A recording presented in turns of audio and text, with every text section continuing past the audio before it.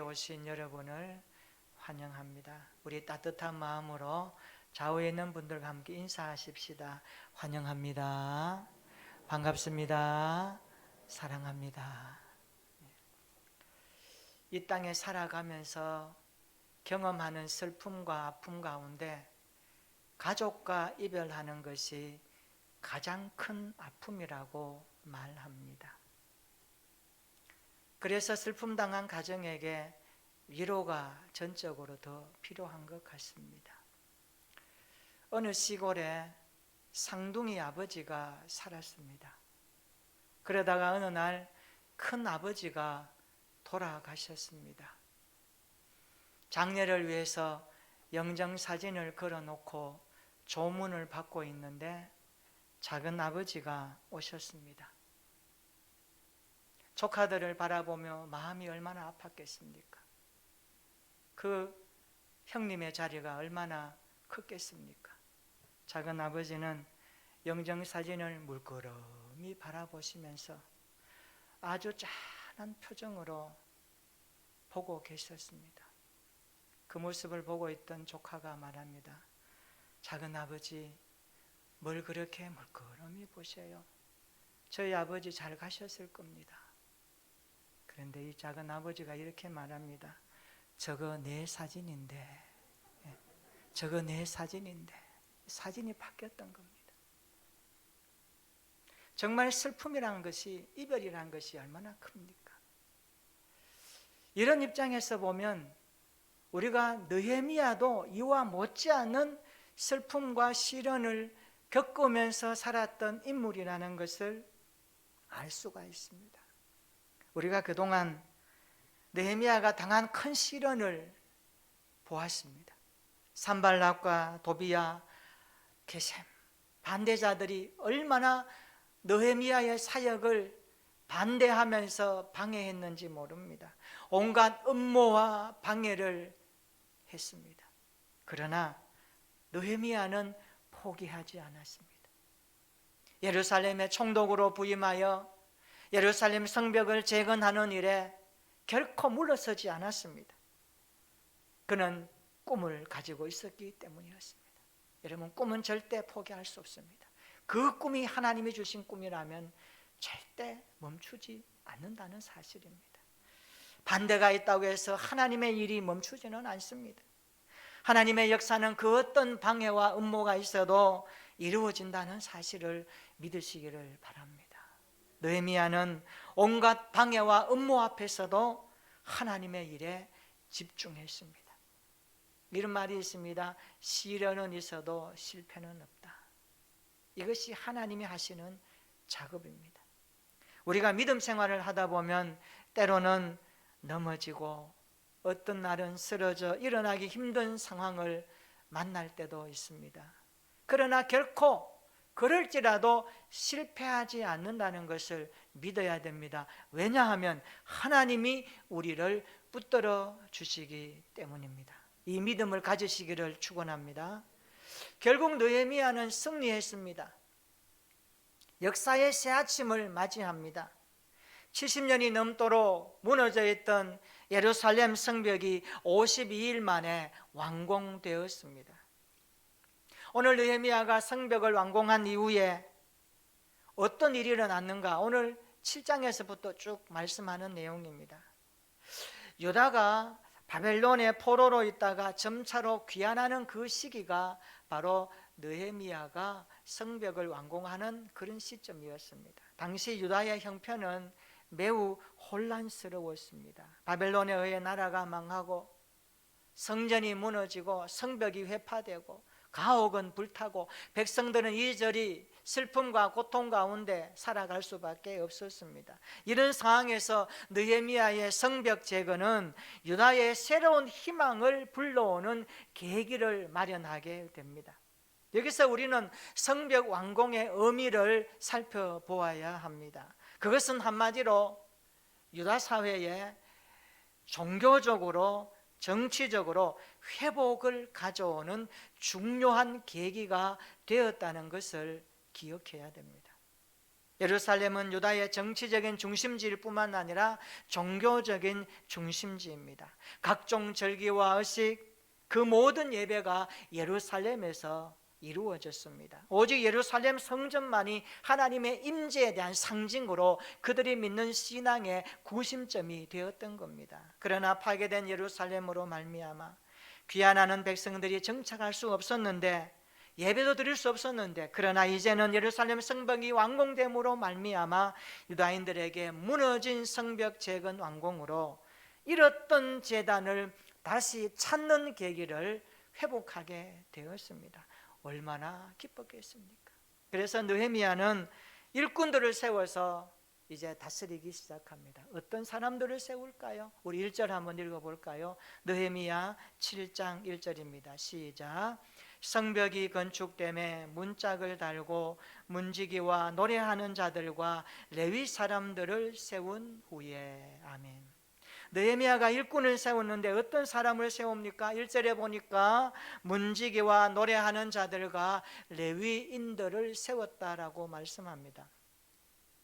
여기에 나오는 문지기들과 노래하는 자들과 레위인들은 모두 성전에서 예배와 제사를 드릴 때 섬겼던 사람들을 가리키는 전형적인 표현입니다. 레위인이 누굽니까? 그들은 30세까지 부모 밑에 있다가 30세부터 50세까지 성전에 들어가서 하나님을 예배하며 섬겼던 사람들입니다. 제사장을 도와서 양이나 염소를 잡아 하나님께 제사하고, 그리고 성전에서 주야로 찬양하며 성전 문을 열고 닫으며 아침부터 저녁까지 하나님을 진심으로 섬겼던 사람들이 레위인들이었습니다. 여러분, 누가 교회의 일꾼일까요? 오늘 여기서 우리는 교회 일꾼에 대한 모습을 봅니다. 첫째로 교회 일꾼은 예배자이어야 한다는 것을 알게 됩니다. 따라서 합시다. 교회 일꾼은 예배자이어야 합니다. 그렇습니다. 언제나 교회는 예배자를 세우는 것이 우선으로 되어야 됩니다. 예배하는 자가 우선이 되어야 됩니다. 예배 드리는 자가 세우는 건물은 성전이 되지만 예배 없이 세우는 건물은 빌딩일 수밖에 없습니다. 세 사람이 교회당을 짓고 있었습니다. 지나가던 사람이 일꾼에게 묻습니다. 무엇을 하고 있습니까? 첫 번째 일꾼이 대답합니다. 보시면 모르겠습니까? 우리는 지금 노동을 하고 있습니다. 옆에 있던 사람이 대답합니다. 아니요, 우리는 지금 돈을 벌고 있습니다. 그때 옆에 있던 사람이 단호하게 말합니다. 아니요, 우리는 지금 하나님의 집을 짓고 있습니다. 세 사람 가운데 동일한 시간에 동일한 장소에 일하고 있지만 삶의 태도는 달랐습니다. 누가 진정한 일꾼이었을까요? 저는 믿습니다. 교회는 예배로 세워진다는 사실입니다. 교회는 건물이 아닙니다. 빌딩이 아닙니다. 교회는 예배하는 자들이 모여서 하나님을 섬기고 높이며 찬양하며 구원의 은혜를 감사하며 감격하며 하나님께 영광 돌리는 진정한 공동체가 예배의 순서의 첫 번째라는 것을 믿으시기를 축원합니다. 그래서 느헤미야는 성전 완공 이후에 예배자들을 세우기 시작합니다. 여러분, 예배는 삶의 일부가 아닙니다. 삶의 전부가 예배입니다. 그래서 바울은 우리에게 이렇게 권면합니다. 우리가 잘 아는 말씀이죠. 로마서 12장 1절 한번 같이 읽어볼까요? 로마서 12장 1절 시작. 그러므로 형제들아, 내가 하나님의 모든 자비하심으로 너희를 권하노니 너희 몸을 하나님이 기뻐하시는 거룩한 산 제물로 드리라. 이는 너희가 드릴 영적 예배니라. 아멘. 바울은 말합니다. 너희 몸을 하나님이 기뻐하시는 거룩한 산 제물로 드리라. 거룩한 산 제물로 드리라. 이 말씀이 뭘까요? 우리가 살아갈 때에 삶의 모든 것이 하나님이 받으실 만한 구별된 모습을 갖추어라, 이런 의미입니다. 다르게 말하면 우리가 숨을 쉬고 우리가 일하고 몸으로 하는 모든 활동이 하나님이 기뻐하시는 거룩한 산 제물이 되도록 살아가라라는 말씀입니다. 이것이 영적 예배다라고 바울이 말씀합니다. 바울 서신에 보면 바울의 교회론을 통한 예배관은 굉장히 통합적입니다. 굉장히 넓습니다. 그리고 깊습니다. 그리고 구체적입니다. 오죽했으면 바울이 이런 말을 할까요? 너희가 먹든지 마시든지 무엇을 하든지 하나님의 영광이 되도록 살라라고 말할까요? 우리의 삶이 예배입니다. 오늘 공적 예배를 시작으로 통하여서 일주일에 첫 시간 하나님 앞에 예배로 출발하여 우리의 남은 6일 동안도 하나님을 경외하고 예배하며 삶의 자리에서 일터에서 무엇을 하든지 그것이 하나님이 받으실 만한 거룩한 삶, 제물적 삶을 살아가는 것이 하나님을 기쁘시게 하는 예배자의 모습임을 믿으시기를 축원합니다. 오늘 우리는 이 땅에 살아갈 때에 예배자로 부름받았습니다.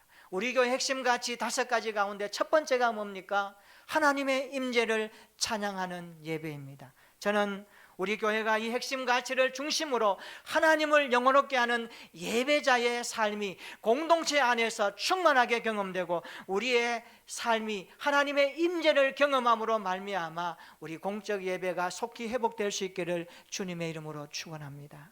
느헤미야는 성벽완공 후에 먼저 레위인을 세워서 예배의 회복을 이루고 있습니다. 우리가 느헤미야의 구조를 보면 13장까지 되어 있는데 1장부터 6장까지는 예루살렘 성벽을 재건하는 이야기를 하고 있습니다.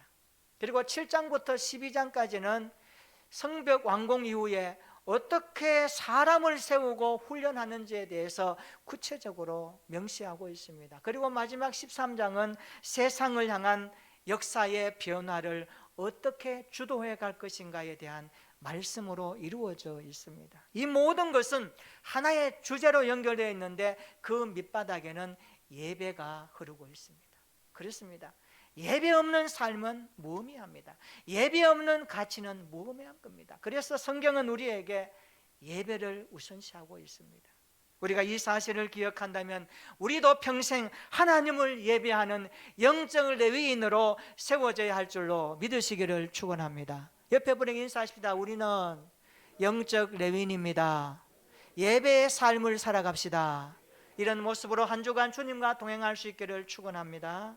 누가 교회 일꾼일까요? 느헤미야는 성벽 완공 후에 또 어떤 일꾼을 세울까요?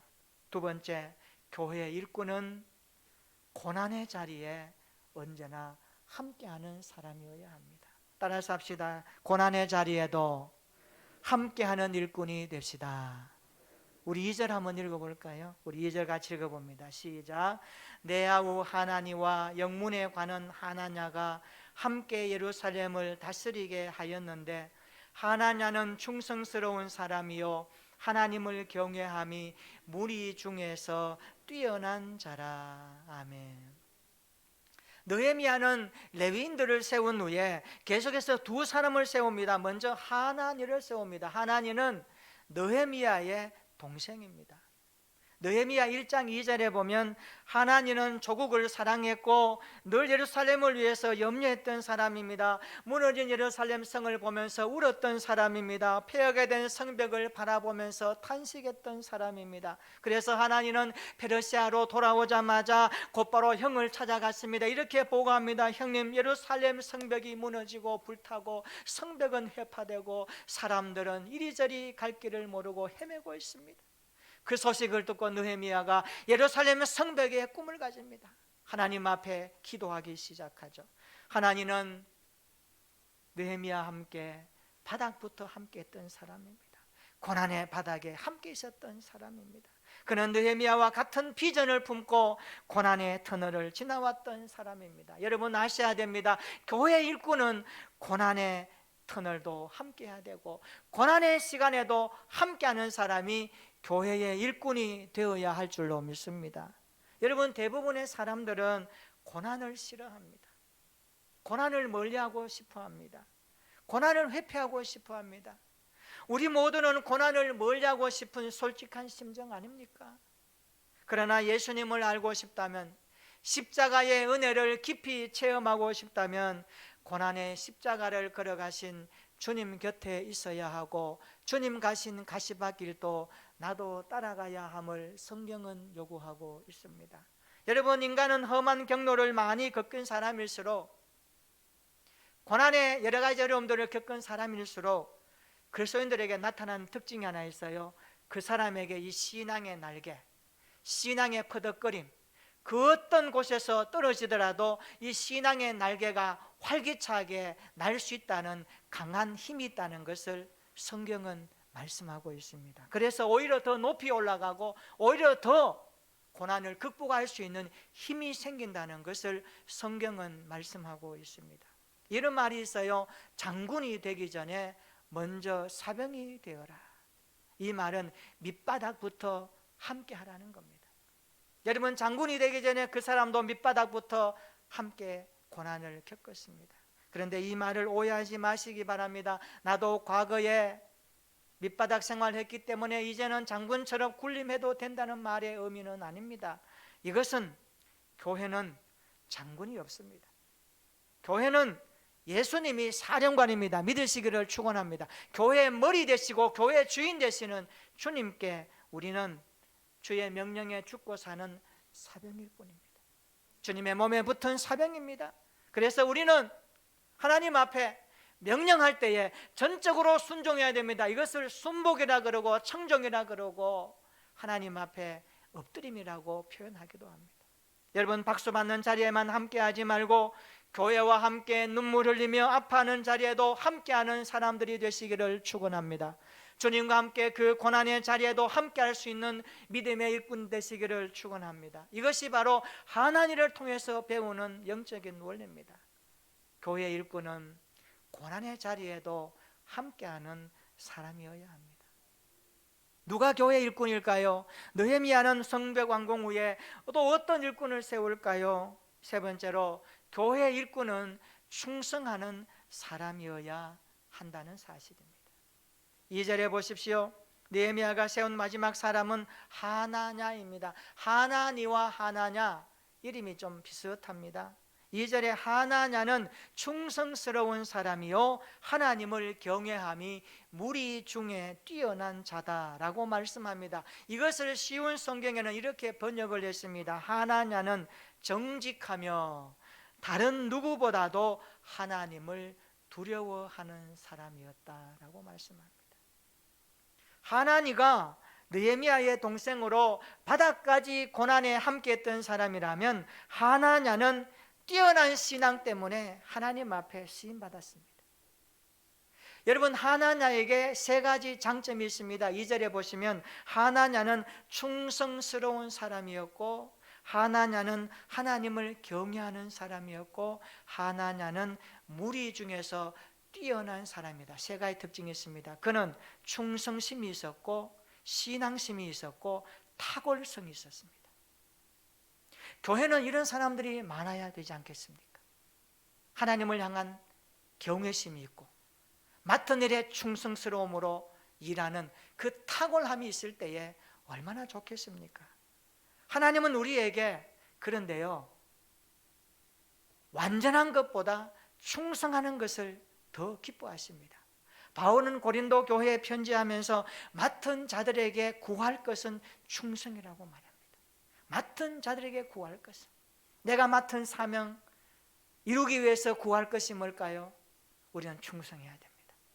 교회의 자리에서, 직분의 자리에서, 성도의 자리에서, 하나님의 자녀의 자리에서 충성하는 것을 구하는 것이 맡은 자들이 해야 될 가장 1순위적인 기도 제목입니다. 하나님은 완전한 사람보다 충성하는 사람을 쓰십니다. 우리가 성경을 찾아보면 성경에 등장하는 많은 인물들 가운데 하나님이 쓰신 사람의 공통적인 특징이 하나 있습니다. 완전해서 쓰신 것이 아닙니다. 불완전하는데, 부족한데, 그들 모두 문제도 많았는데 하나님은 그들을 쓰셨습니다. 한번 볼까요? 우리가 잘 아는 모세는 어떻습니까? 하나님께서 호레산 불꽃 가운데 모세를 만나시고 모세에게 저 애굽으로 가라, 내가 너를 통하여 이스라엘 백성들을 구원해내는데 사용하겠다고 말할 때에 모세가 뭐라고 합니까? 하나님, 나는 말을 잘 못합니다. 말을 잘 못했습니다. 모세는요, 그의 인생을 보면 성격이 좀 급했어요. 그리고요, 애굽인을 죽이는 살인마였습니다. 동족을 위해서. 이런 사람이 모세였습니다. 야곱은 어떻습니까? 간사하며 거짓말쟁이였고 형에게 주어지는 복을 빼앗아서 가로챘던 사람이 야곱입니다. 야곱 같은 인생도 하나님이 쓰셨습니다. 삼손은 어떻습니까? 가정을 파괴한 사람 아닙니까? 노아는 포도주를 마시고 어려움을 당한 사람입니다.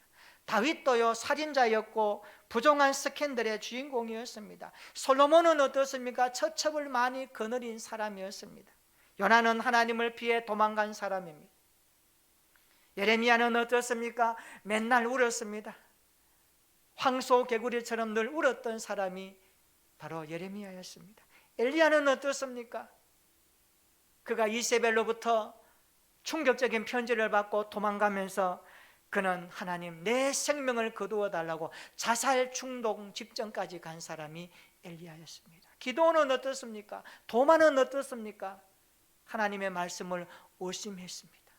이런 사람이 그들이었습니다. 베드로는 비겁하고 어리 없는 사람이었고 예수님을 모른다고 3번까지 부인했던 인물이 베드로였습니다. 마가는 바울과 선교여행하다가 몰래 도망갔던 사람입니다. 이런 사람이 하나님께서 사용하셨습니다. 완전해서가 아니라 그들의 충성심 때문에, 그들이 하나님을 향한 믿음 때문에, 그 하나의 작은 믿음 때문에 하나님이 그들을 사용하셨습니다. 우리가 기억해야 됩니다. 하나님이 쓰시는 인간은 완전해서 쓰시는 것이 아닙니다. 완벽해서 쓰시는 것이 아닙니다. 충성 때문에 쓰는 겁니다. 그런데요, 이 충성과 신앙은 원어적으로 보면 어원이 같습니다. 뿌리가 같다는 말입니다. 충성을 피스토스라 하고 신앙을 피스티스라고 합니다. 피스토스, 피스티스. 뿌리가 같습니다. 뿌리가 같다는 말은 같은 뿌리에서 나왔습니다. 이것은 쉽게 말하면 한 형제입니다. 쌍둥이와 같습니다. 충성과 신앙은 한 뿌리입니다. 이런 내용입니다. 충성할 때 신앙이 생기고 신앙에서 충성이 나오고 충성하다가 보면 탁월하게 된다는 사실입니다. 그렇습니다. 우리가 믿음을 가지고 충성할 때, 작은 일에 충성할 때 때로는 넘어질 수 있고 실수하지만 또 교훈 얻고 또 하다 보면요 탁월하게 됩니다. 이게 자기 발전이 되거든요. 탁월한 인생이 바로 하나냐가 그런 모습으로 하나님 앞에 일꾼으로 쓰임받았던 것입니다. 여러분 아셔야 됩니다. 레위인과 하나니와 하나냐, 이들은 전혀 다른 사람이었습니다. 그러나 하나님의 사람들은 함께 일해야 된다는 것을 보여줍니다. 교회는 함께 공동체입니다. 교회는 서로 공동체입니다. 얼굴은 달라도 모습은 달라도 우리는 주님의 몸에 붙은 한 공동체라는 사실을 믿으시기를 축원합니다. 우리 모두는 함께하는 공동체입니다. 우리 좌우를 한번 말해 줍시다. 우리는 함께하는 공동체입니다. 믿으시기를 축원합니다. 저는 우리 모든 성도들이 주님의 일에 함께 충성하는 공동체가 되기를 축원합니다. 느헤미야는 성벽완공 후에 일꾼을 세웠습니다. 우리는 교회의 일꾼들입니다. 어떤 일꾼들이 되어야 할까요? 먼저 예배의 사람들이 되십시다. 교회 일꾼은 예배자여야 합니다. 교회 일꾼은 고난의 자리에도 함께 해야 합니다. 교회 일꾼은 충성하는 사람이 되어야 합니다. 끝까지 주님 나라를 위해서, 복음을 위해서, 꿈을 이루기 위해서 교회 주신 주님의 꿈을 이루는 일에 함께 예배드리며 함께 고난의 짐을 지고 함께 충성하면서 주님이 그려가는 일꾼의 대열에 함께 협력하여 우리 교회가 이런 사람들로 많아졌으면 좋겠습니다. 우리 교회 주신 주님의 꿈을 붙들고 앞으로 나갈 때에 이 꿈을 이루는 일에 함께 전심전력할 뿐만 아니라 교회를 교회되게 하시는 하나님의 일에 우리의 모습이 이런 일꾼의 모습으로 다듬어지고 세워져서 서로에게 기쁨이 되고 소망이 되어져서 우리 교회가 하나님의 영광을 담아내는 믿음의 온전한 공동체로 성화되어져서 주님 앞에 서는 날 잘했다 칭찬받는 우리 모든 성도들 되시기를 주님의 이름으로 축원합니다. 아멘. 우리 한번 기도하십시다.